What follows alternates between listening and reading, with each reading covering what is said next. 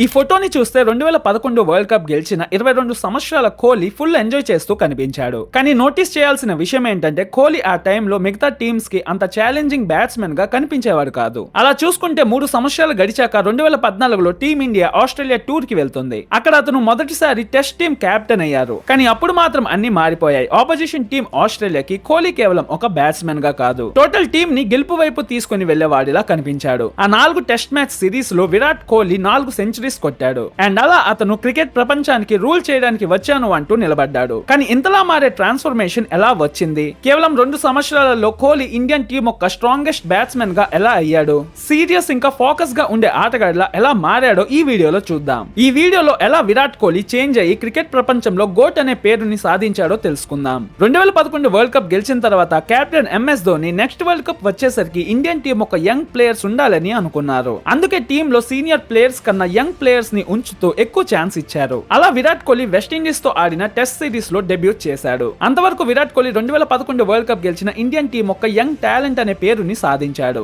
ఎందుకంటే అప్పటికి అతని ఖాతాలో 4 ఇంటర్నేషనల్ సెంచురీస్ వచ్చేసాయి. అందుకే అందరూ అతని టెస్ట్ డెబ్యూట్ కోసం వెయిట్ చేస్తూ ఉండేవారు. అలా జూన్ 20, 2011లో విరాట్ కోహ్లీ టెస్ట్ డెబ్యూట్ చేస్తారు. అండ్ అందులో అతను 4 ఇంకా 15 రన్స్ కొట్టారు. ఆ సిరీస్ లో మిగతా మ్యాచెస్ లో కూడా కింగ్ కోహ్లీ ఫెయిల్ అయిపోతారు. కానీ కొన్ని నెలల తర్వాత వెస్టిండీస్ ముంబైలో ఆడడానికి వచ్చిన మ్యాచ్ లో విరాట్ కోహ్లీ అతని ఫస్ట్ హాఫ్ సెంచరీ కొట్టారు. అలా కోహ్లీకి చాలా పెద్ద ఛాలెంజ్ ఎదురుపడింది. 2011 బోర్డర్ గవస్కర్ ట్రోఫీ కోసం ఇండియన్ టీం ఆస్ట్రేలియా వెళ్ళింది. అక్కడ 4 టెస్ట్ మ్యాచెస్ ఆడాల్సి ఉండేది. అండ్ విరాట్ కోహ్లీకి అది మొదటి Australian tour. Indian team senior players ఎంతమంది ఉన్నా ప్రతి న్యూస్ ఆర్టికల్ లో, ప్రతి హెడ్ లైన్ లో అండ్ ప్రతి డిస్కషన్ లో విరాట్ కోహ్లీ పేరు మాత్రమే వచ్చేది. విరాట్ కోహ్లీ ముందే గమనించాడు ఆస్ట్రేలియాలో మ్యాచ్ అయితే వచ్చే ఫ్యాన్స్ చాలా వెటకారం చేస్తారని. అలా విరాట్ కోహ్లీ కూడా వాళ్ళకి బలవుతూ బూతులు విన్నాడు. అతనికి అర్థం కాలేదు దాన్ని ఎలా ఫేస్ చేయాలని. కానీ అతని ఫస్ట్ మ్యాచ్ లో 11 ఇంకా 0కి అవుట్ అవ్వడం వాళ్ళ ఫ్యాన్స్ నుంచి వచ్చిన బూతులు చాలా బాధని పుట్టించాయి. ఆస్ట్రేలియన్ ప్లేయర్స్ స్లెడ్ చేస్తూ వచ్చారు. కోహ్లీ యొక్క ఫ్రస్ట్రేషన్ తన మొహంలో క్లియర్ గా కనిపించింది. అలా ఆస్ట్రేలియా ఒక టెస్ట్ మ్యాచ్ గెలుస్తుంది. And second test Sydney ground లో స్టార్ట్ అయింది. విరాట్ కోహ్లీ 23 రన్స్ కి అవుట్ అయిపోయాడు. అండ్ టోటల్ టీం 161 రన్స్ కొట్టి ఆల్ అవుట్ అయిపోతుంది. అలా ఫీల్డింగ్ కి వచ్చిన విరాట్ కోహ్లీ ఫ్యాన్స్ ఒక మాటలు విని షాక్ అయిపోయారు.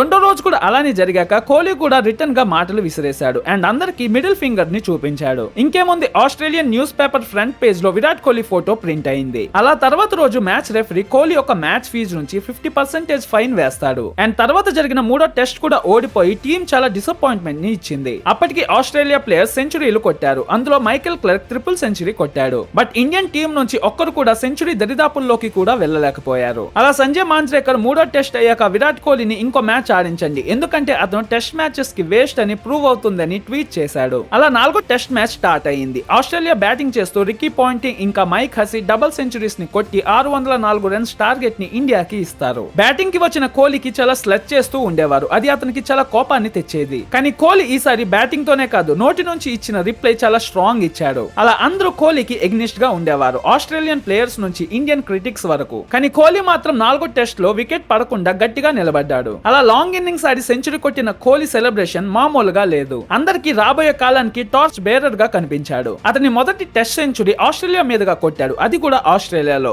ఆ మ్యాచ్ లో కోహ్లీ 112 రన్స్ కొట్టి అవుట్ అయ్యారు. కానీ సిరీస్ మొత్తానికి 300 రన్స్ కొట్టి ఇండియన్ టీం ఒక లీడింగ్ రన్స్ గెట్టర్ గా నిలిచాడు. ఆ సిరీస్ లో ఇండియన్ టీం మొత్తం పడిపోయింది. ఒక్క కోహ్లీ మాత్రమే స్ట్రాంగ్ ఫైట్ ఇవ్వడం కనిపించింది. టీం ఇండియా ఒక్క బ్యాట్స్మెన్ బ్యాటింగ్ చేయడానికి వెళ్ళినప్పుడు అక్కడ రెస్పెక్ట్ దొరకకపోవడం కోహ్లీ గమనించాడు. దాన్ని దృష్టిలో పెట్టుకొని బ్యాటింగ్ కి వెళ్ళినప్పుడు రెస్పెక్ట్ ఇంకా ఫియర్ ఈ రెండు వాళ్ళలో కనిపించాలి అనేంతగా ఆలోచించాడు. అలా ఆస్ట్రేలియా టూర్ ఫిబ్రవరి 2012కి అయిపోయింది. తర్వాత Commonwealth bank try series start అయింది. అందులో ఇండియా శ్రీలంక ఇంకా ఆస్ట్రేలియా టీమ్ తో ఓడిఐ మ్యాచెస్ ఆడాల్సి ఉండేది. ఆ సిరీస్ లో శ్రీలంక మీద విరాట్ కోహ్లీ 133 రన్స్ కొట్టి నాట్ అవుట్ గా నిలిచాడు. అలా 2012 మార్చ్ లో విరాట్ కోహ్లీ ఏసియా కప్ ని ఆడారు. అందులో కూడా శ్రీలంక మీద 108 రన్స్ ఇంకా పాకిస్తాన్ మీద అతని కెరియర్ బెస్ట్ 183 రన్స్ ని కొట్టారు. అలా అతని మీద ఉన్న డౌట్స్ అన్ని క్లియర్ అయిపోయాయి. అండ్ అందరూ ఇతనే నెక్స్ట్ సచిన్ తెందుల్కర్ అనడం మొదలు పెట్టారు. కానీ అతని పర్సనల్ జర్నీలో చాలా పెద్ద ప్రాబ్లం రానే వచ్చింది. 2012 ఐపీఎల్ సీజన్ వచ్చింది. అండ్ అందులో కోహ్లీ మంచిగా ఆడలేకపోయారు. ఇంటర్నేషనల్ లెవెల్లో టీం కోసం ఎక్కువ రన్స్ కొడుతున్న ఐపీఎల్ లో మాత్రం వెనక పడిపోయాడు. అతను 16 మ్యాచెస్ లో కేవలం 2 హాఫ్ సెంచరీస్ మాత్రమే కొట్టారు. అతను ఐపీఎల్ లో ఫెయిల్ అవ్వడానికి రీజన్ పార్టీస్, ఫ్రెండ్స్ తో డ్రింక్ ఇంకా నచ్చిన ఫుడ్ తినడం వల్ల ఫోకస్ పడిపోయిందని అగ్రీ అయ్యారు.